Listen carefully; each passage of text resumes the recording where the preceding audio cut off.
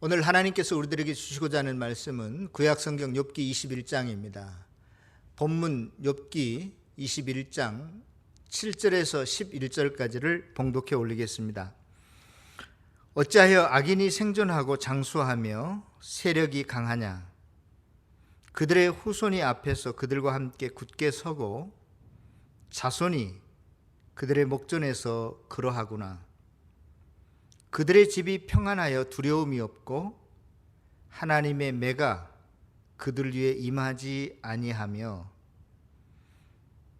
그들의 숫소는 새끼를 베고 그들의 암소는 낙태하는 일이 없이 새끼를 낳는구나. 그들은 아이들을 양떼같이 내보내고 그들의 자녀들은 춤추는구나. 제가 예전에 군대 생활할 때 제가 근무했던 부대에 뒤에 보면 높은 산이 있었는데 거기에 우리 부대의 통신실이 있었습니다. 제가 좀 시간적인 여유가 있을 때면 거기에 올라가서 구경도 하고 시간을 보내고 내려오곤 했습니다. 그때 그 통신실에 들어가 보면 가끔 가다가 모르스 부호나 또 우리가 뜻을 알 수 없는 여러 가지 숫자들 263, 478, 239 이런 숫자들이 계속 들려오는 방송, 소위 단파방송이라고 하는데 그러한 방송을 들을 수가 있었습니다. 그것은 어떤 틀에 넣으면 그 뜻이 무슨 뜻인지 금방 알 수 있지만 일반인들은 잘 모르죠. 여러분들의 이해를 돕기 하기 위해서 제가 예를 든다면 이런 것입니다. 지금 우리나라에 한 번도 경험해보지 못한 나라라고 하는 책이 베스트셀러 1위를 차지하고 있는데 그 책을 놓고 본다면 이런 것이죠. 263 하면 2페이지 위에서부터 밑에 줄 6째 줄에 또 왼쪽에서 오른쪽에 셋째 단어의 첫 글자를 의미한다고 합니다. 그렇게 해서 그 숫자들의 조합을 그 책을 놓고 쭉 맞춰보면 그 내용이 어떠한 내용인지 분명히 알 수 있습니다. 오늘날 적성 국가들은 서로의 그 정보를 캐내기 위해서 온갖 수단과 방법을 가리지 않고 애를 쓰지요. 그것을 우리는 무엇이라고 이야기합니까? 오늘날 간첩이니 또 스파이니 공작원이니 첩보원이니 휴민트라는 이야기도 하는데요. 예전에는 이러한 사람을 세작이라고 불렀던 것 같습니다. 그래서 저도 잘 몰라서 국어사전을 찾아보니까 이렇게 정의가 되어 있어요. 세작은 한 국가나 단체의 비밀이나 상황을 몰래 알아내어 경쟁이나 대립관계에 있는 국가나 단체에 제공하는 사람을 말한다. 여러분, 오늘 제가 여러분들에게 본문 말씀을 이야기하기 전에 이러한 세작, 내통, 간첩이 무엇인지를 좀 염두에 두고 여러분들이 말씀을 들으셨으면 합니다. 오늘 성경 본문 말씀은 욥기 21장인데요. 그동안 욥을 찾아온 새 친구들, 엘리바스도 이미 욥을 너 악인이야. 그렇기 때문에 너의 고통은 오래 갈 거야. 이렇게 말했고요. 또 빌닷도 악인의 빛은 쉽게 꺼져버릴 거야. 또 오늘 보면 바로 앞에서 소발도 욥을 향해서 악인이 이긴다는 것, 잘 되는 것, 또 승리하는 것, 번영하는 것, 형통하는 것은 그렇게 오래 가지 못하고 잠깐뿐이다 라고 욥을 정죄하고 비난했습니다. 그래서 오늘 본문 21장에서는 욥이 그렇게 말하는 그 소발과 다른 친구들을 향해서 또 대답하는 답변이기도 합니다.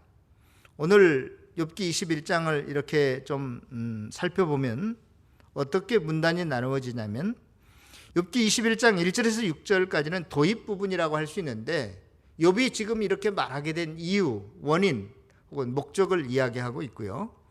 또 두 번째로 7절에서 16절까지는 소발이 바로 앞에서 욥에게 악인이 번영하는 것, 잘 되는 것, 이기는 것, 형통하는 것은 그렇게 오래가지 못하고 잠깐뿐이고 결국은 패망하고 만다. 이제 이러한 이야기를 했거든요. 그런데 여기에 정면으로 반박하는 욥의 이야기가 시작이 되고 있습니다. 7절에 보면 악인도 장수하기만 한다. 오래오래 잘 살기만 한다. 그런 뜻이겠죠. 9절에 보면 악인의 집에도 평안하고 두려움이 없다. 뭐 근심 걱정만 있는 것이 아니라 악인도 얼마든지 즐겁게 잘 산다. 그런 이야기겠죠. 10절에 보면 소들도 새끼를 잘 낳고 11절 12절에 자녀들은 춤추고 노래하고 즐기면서 행복하기만 하다. 그런 이야기입니다. 17절에서 26절까지는 악인이 벌받는 것이 아니라 꼭 잘못되는 게 아니라 좀처럼 벌받지도 않고 화를 당하지 않는 악인들도 많다는 것이죠. 그래서 17절에 악인의 등불의 꺼짐과 하나님의 진노가 그들에게 내린 적이 몇 번이나 있느냐, 그리 많지 않다고 지금 역설을 하고 있고요. 23절에는 어떤 사람, 악인도 죽도록 기운이 충실하여 안전하고 평안하다. 끝까지 잘 먹고 잘 산다. 그러한 이야기를 하고 있는 것입니다. 또 27절에서 마지막까지 보면 악인도 죽을 때까지 무너지지 않고 패망하지 않고 번성하고 있다. 형통한다. 이제 그러한 이야기를 하고 있어요. 오늘 욥기 21장 본문 앞에 있는 20장에서 소발은 욥을 향해서 그가 알고 있는 보편적인 일반적인 진리, 또 어떤 의미에서 관습적으로 내려오는 어떤 전통을 들어서 욥을 비난하고 공격하고 있지만 욥도 이에 당당히 맞서서 그렇지 않다는 것입니다. 지금 네가 말하고 있는 것은 일부분의 어떤 진리이다. 맞을 수도 있고 틀릴 수도 있다. 그런 이야기죠. 또 모든 경우에 그래서 절대적인 진리는 아니야. 얼마든지 외적인 일들이 많이 있다는 것입니다. 악인들도 오래 살고 잘 되고 형통하다는 것을 신뢰를 들어서 지금 반박하고 있습니다. 그래서 결론적으로 욥이 너희들의 말 대답은 결국은 거짓된 것이고 잘못된 것이고 틀렸다라고 욥도 단언하고 있죠. 자, 21장의 내용이 이러한 그 내용이지만 오늘 이 시간에 이 본문의 21장을 근거로 해서 우리가 좀 한번 생각해 보고자 하는 것은 과연 악인의 형통이라고 하는 것이 의인의 형통하는 것이 무엇이냐를 놓고 좀 생각해 보고자 하는데요. 그 이전에 형통 이전에 우리가 욥하면 생각나는 것이 인내 혹은 뭐 고난 이러한 이미지가 떠오르는데요.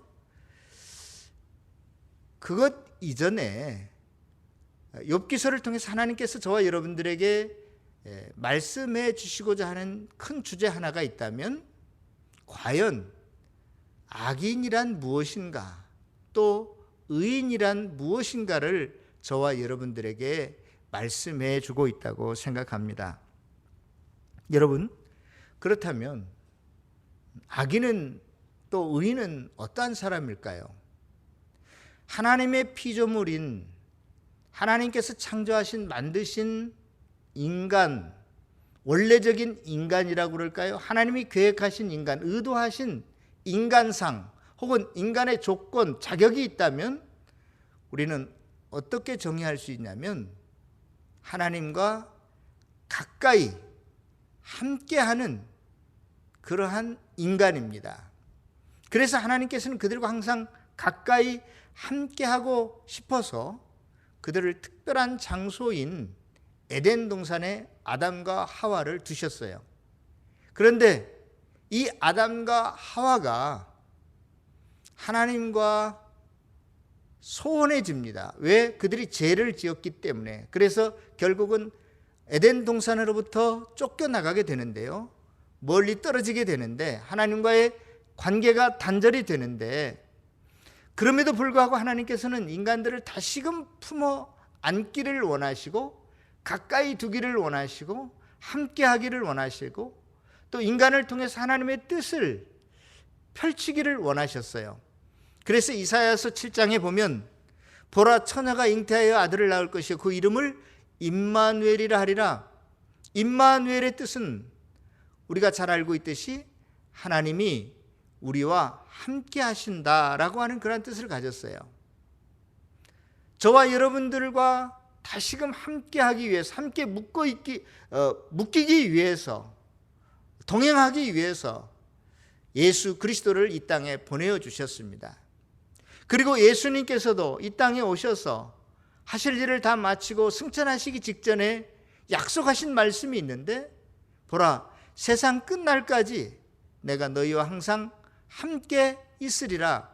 함께 하는 것, 하나님께서 인간과 동행하는 것을 어떠한 최고의 목표로 삼으셨지 않으셨나 하는 생각을 해봅니다. 예수님께서 이 땅에 3년 동안 제자들을 선택하시고 가르치실 때도 제자들을 뽑으신 이유도, 목적도 내가 너희와 함께하기 위해서 너희를 택한다, 그렇게 말씀하셨습니다. 성도 여러분, 저와 여러분들이 그러므로 인간의 참 가치, 아름다움은 무엇인가?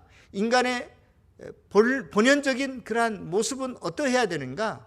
항상 하나님과 가까이 있어야 되고, 그 하나님과 동행해야 되고, 또 하나님의 뜻을 내 뜻으로 알고 그 뜻대로 순종하며 사는 것이 참 인간의 아름다움이요 가치인 것입니다. 그런데 악이라고 하는 것, 악인이라고 하는 것은 어떠한 사람인가? 그러한 인간의 본연의 모습에서 벗어난 사람들이에요. 하나님과 가까이 있기를 싫어하고 하나님으로부터 멀리 떨어지기를 원하고 하나님의 뜻이 아닌 제 뜻대로 살기를 원하는 사람을 성경은 악인이다 혹은 죄인이다 이렇게 정의하고 있습니다. 그래서 오늘 저와 여러분들이 읽은 이 욥기 21장 본문 그 14절 15절에 보면 이렇게 기록되어 있습니다. 그러할지라도 그들은, 악인들은 하나님께 말하기를 우리를 떠나소서, 우리가 주의 도리 뜻을 알기를 바라지 아니합니다. 15절에 전능자가 하나님이 누구기에 우리가 섬기며 우리가 그에게 기도한들 무슨 소용이 있겠습니까? 하나님을 배척하고 또 하나님과 함께하지 아니하겠다는 것입니다. 그러므로 악인의 형통이라고 하는 것은 하나님과 가까이하고 묶여있는 것을 싫어하고 하나님의 도리 뜻을 거부하고 하나님께 기도하지 않는 사람이 악인이다, 또 악인의 형통이다, 그렇게 말할 수 있어요. 제멋대로 사는 것입니다. 자기 계획대로 되는 것입니다. 자기의 뜻을 이루는 것입니다. 그러므로 악인의 형통은 진정한 형통이 아니라 도리어 하나님과의 불통이고 잘못된 것이다.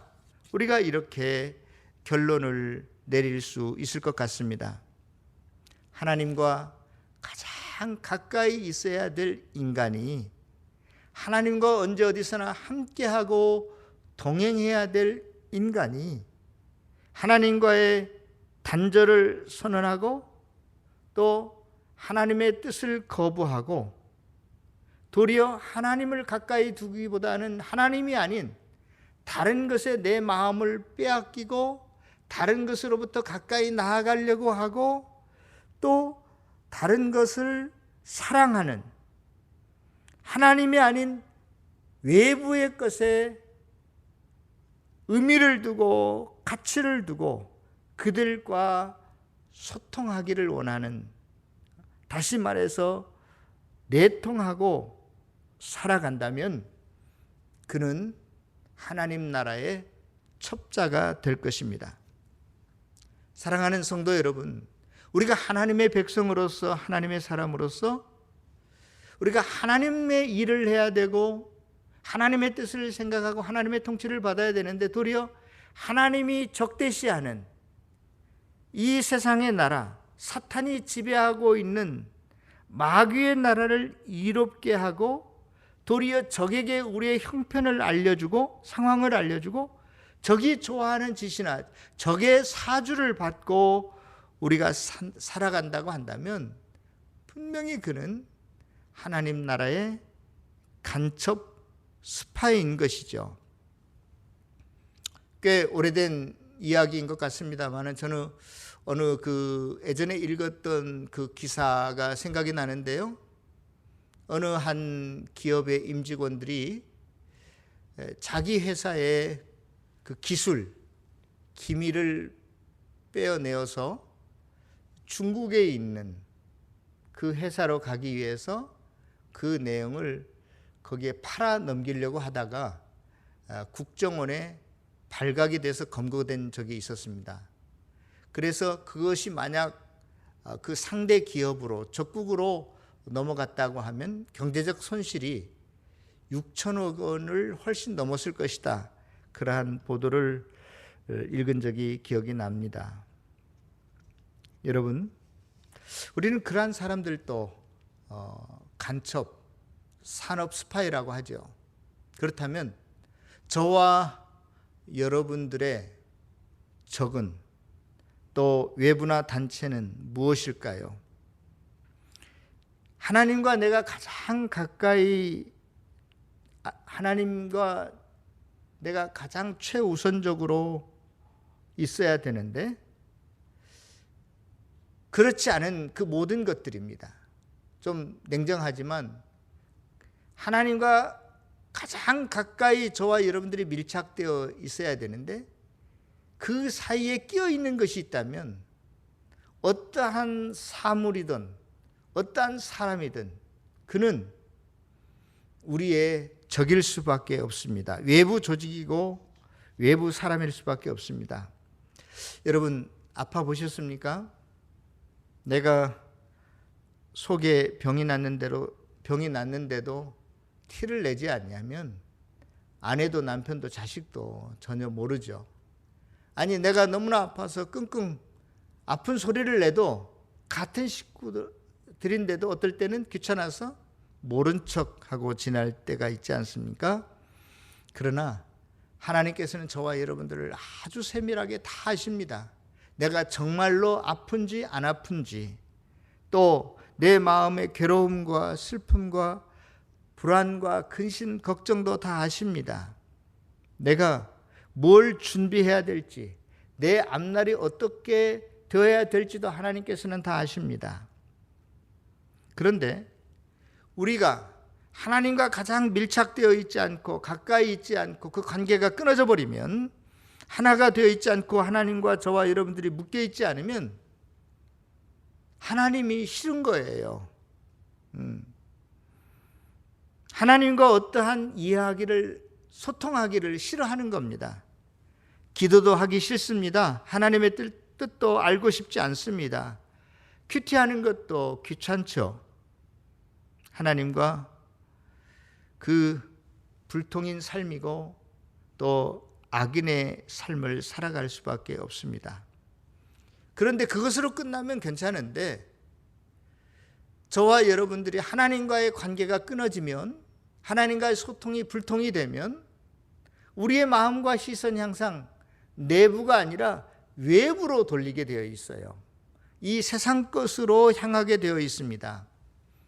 내가 다니는 회사의 사장님의 눈밖에 나면 내가 다른 회사를 알아보듯이 또 내가 지금 현재 여기에 몸담고 있지만 이쪽 상대 경쟁 회사로 간다라고 생각할 때는 미리부터 내 마음과 몸이 다 그쪽으로 가버려 있습니다. 그래서 그 회사의 상사의 혹은 사장의 지시를 받기도 하고요.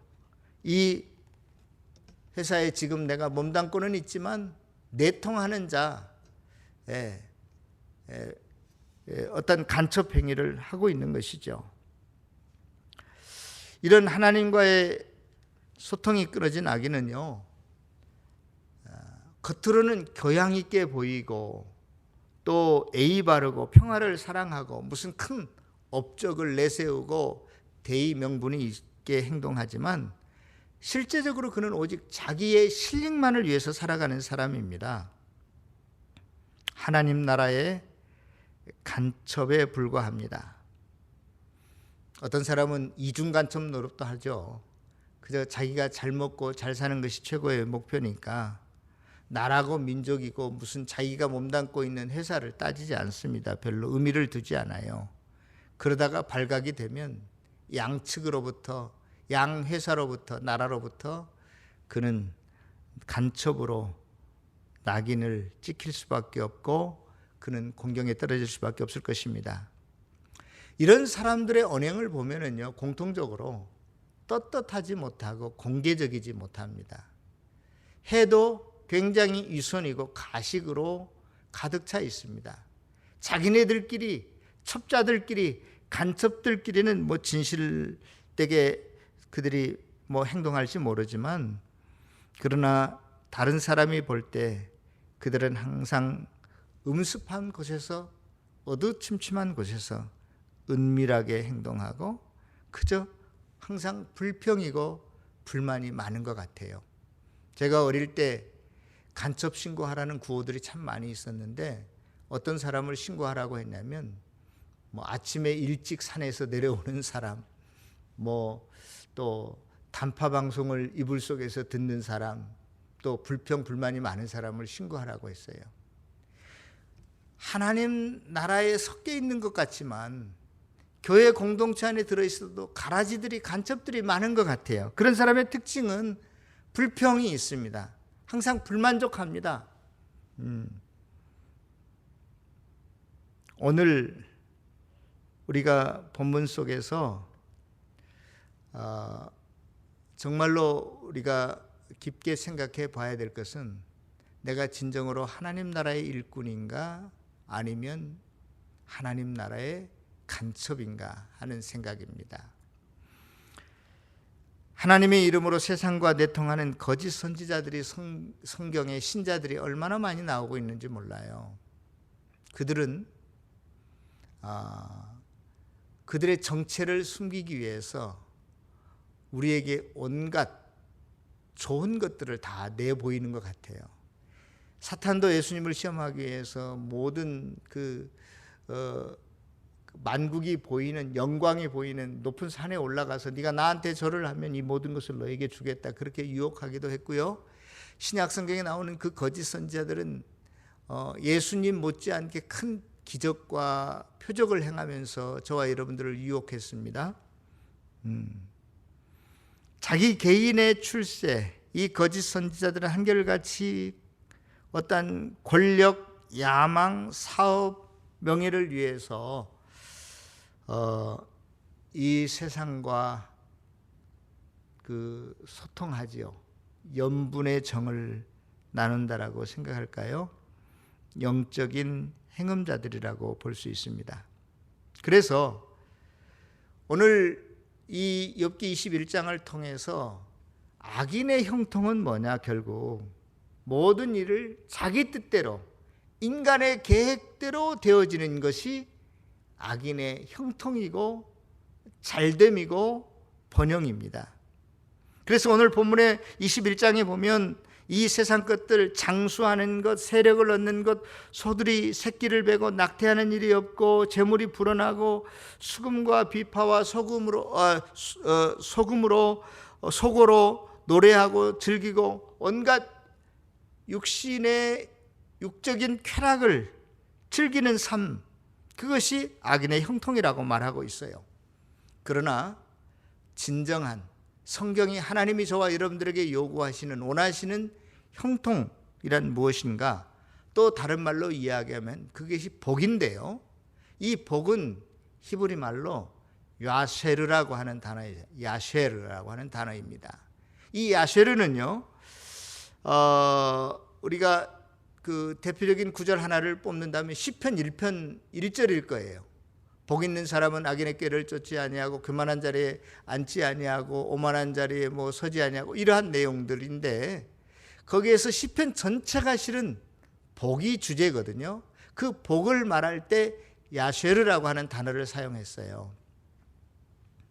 한결같이 이 야쉐르, 복이라고 하는 것은 이 세상에 무슨 명예나 권력이나 소가 새끼를 낳는 거나 이런 것, 육신에 관한 것, 세상 것들에 대해서는 관심이 없고 외부 것들에 대해서는 관심이 없고 오직 마음과 뜻과 정성을 다해서 하나님과 올바른 관계, 아주 가까운 관계, 언제나 함께하는 관계, 동행하는 관계를 성경은 복이다, 그렇게 말하고 있죠. 시편 73편 28절에서도 하나님과 가까이함이 복이라 라고 복에 대한 정의를 또한 분명하게 내리고 있습니다. 또 욥기 1장 1절에 보면 욥을 설명하면서 그 사람은 온전하고 정직하여 악에서 떠난 자다. 이 정직이라는 낱말도요, 야세르라고 하는, 복이라고 하는 단어와 비슷합니다.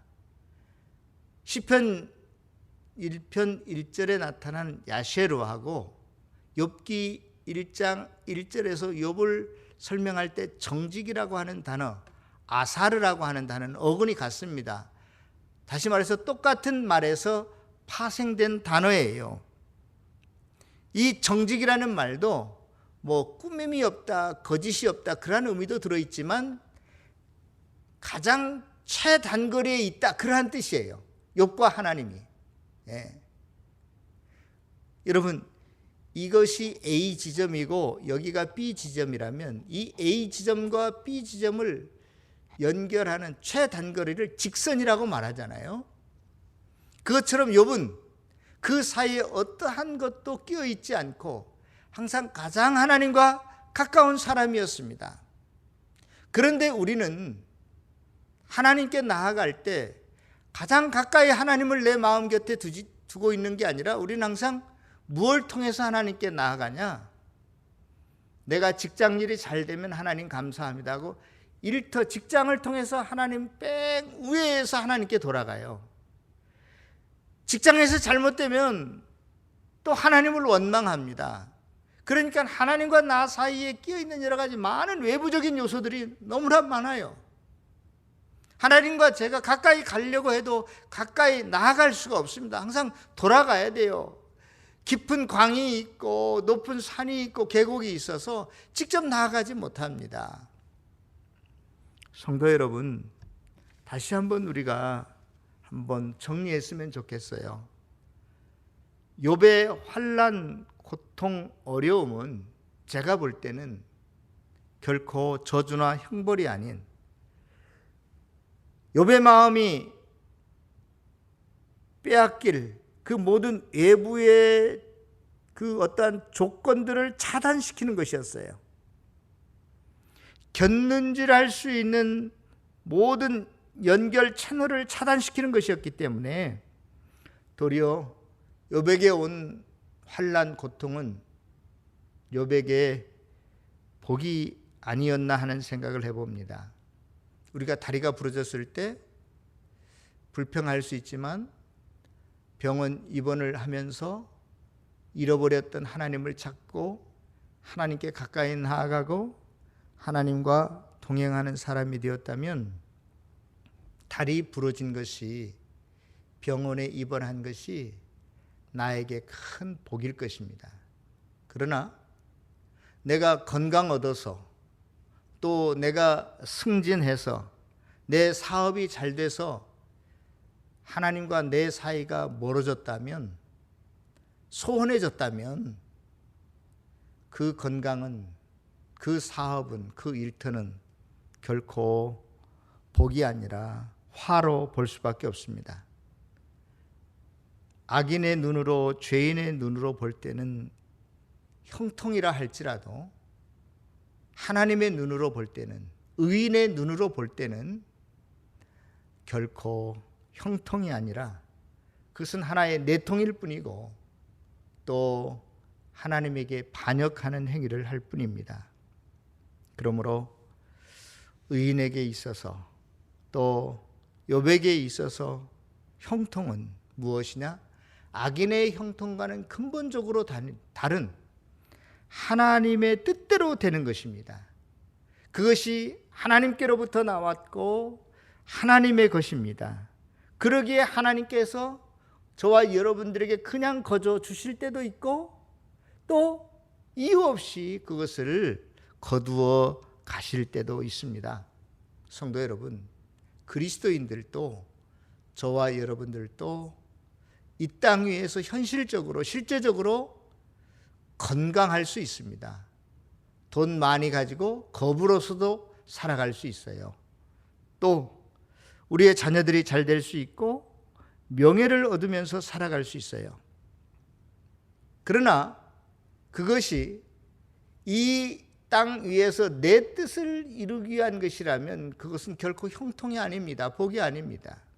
그러나 그 안에 내가 누리고 있고 잘 되고 있는 그러한 재물과 자녀와 일터와 사업이 하나님의 뜻을 드러내고 하나님의 사랑을 드러내고 또 하나님의 역사를 증거하는 것이라면 얼마나 큰 복인지 모릅니다. 그러므로 저와 여러분들에게 있어서 그 이 땅의 현실적인 복이 임할 때는 저는 좀 그 악인들이 추구하는 형통과 다르다는 의미에서 성취라고 표현하고 싶습니다. 성경에 분명히 여러 곳에서 저와 여러분들에게 약속하고 있죠. 대표적인 구절이 여호수아서 1장 8절인데요. 여호수아 1장 8절에 보면 이 율법책을 레위에서 떠나지 말게 하며 주야로 그것을 묵상하여 그 가운데 기록한 대로 다 지켜 행하라.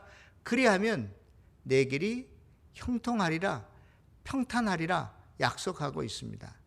우리가 하나님의 말씀 뜻을 잘 지켜 행하면 실제적으로 이 땅 위에서 복이 되게 하는 삶을 살게 해주겠다고 성경은 약속하고 있습니다. 신명기 28장에도 분명히 기록되어 있습니다. 너희가 이 모든 하나님의 명령을 내 명령을 지켜 행하면 너희가 세계 모든 민족 위에서 뛰어난 민족이 되게 할 것이요 너희가 내 명령을 청종 지켜 순종하면 너희들이 모든 복을 받게 될 터인데 어떠한 복을 받죠? 너희가 들에서도 복을 받고 성읍에서도 복을 받고 내 떡반죽 그릇과 내 광주리와 내 새끼와 짐승의 새끼가 들어가도 복을 받고 나가도 복을 받는다라고 약속하고 있습니다. 그러므로 저와 여러분들이 이 땅 위에서 남다른 부의 복, 건강의 복, 자녀의 복, 무슨 학업의 복을 받는다라고 하는 것은 곧 하나님의 약속의 성취이고 언약의 성취인 것입니다. 저와 여러분들이 어디서 무엇을 하든지 이 세상에 악인의 형통이 아닌 하나님께서 함께 하시고 하나님의 말씀 뜻이 이루어지는 그것이 이 땅 위에서의 복이든 아니면 하나님 나라에서 영적인 복이든지 간에 그 모든 복들을 누리며 감사하고 기뻐하는 삶을 살아가는 귀한 성도들이 다 되시기를 축원합니다. 기도하겠습니다.